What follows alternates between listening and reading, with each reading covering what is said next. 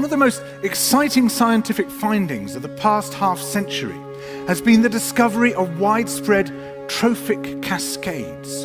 A trophic cascade is an ecological process which starts at the top of the food chain and tumbles all the way down to the bottom. And the classic example is what happened in the Yellowstone National Park in the United States when wolves were reintroduced in 1995. Now, we all know that wolves kill various species of animals, but perhaps we're slightly less aware that they give life to many others.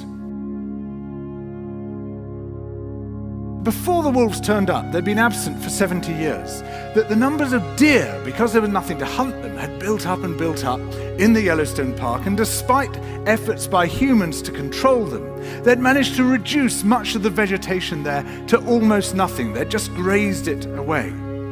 But as soon as the wolves arrived, even though they were few in number, they started to have the most remarkable effects. First, of course, they killed some of the deer, but that wasn't the major thing. Much more significantly, they radically changed the behavior of the deer. The deer started avoiding certain parts of the park, the places where they could be trapped most easily, particularly the valleys and the gorges. And immediately those places started to regenerate. In some areas, the height of the trees quintupled in just 6 years. Bare valley sides quickly became forests of aspen and willow and cottonwood. And as soon as that happened, the birds started moving in. The number of songbirds, of migratory birds, started to increase greatly. The number of beavers started to increase because beavers like to eat the trees. And beavers, like wolves, are ecosystem engineers. They create niches for other species.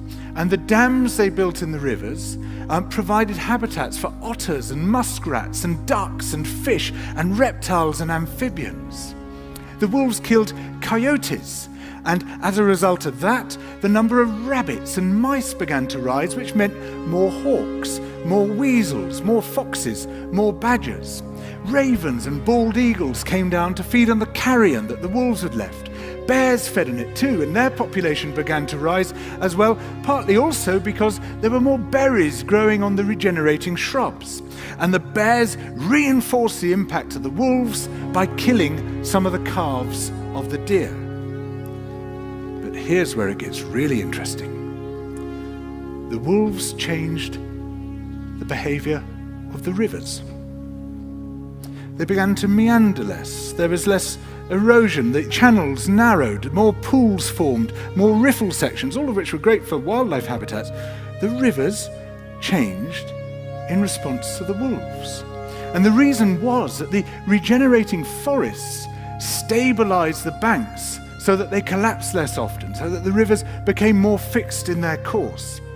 Similarly, by driving the deer out of some places and the vegetation recovering on the valley sides, there was less soil erosion because the vegetation stabilized that as well.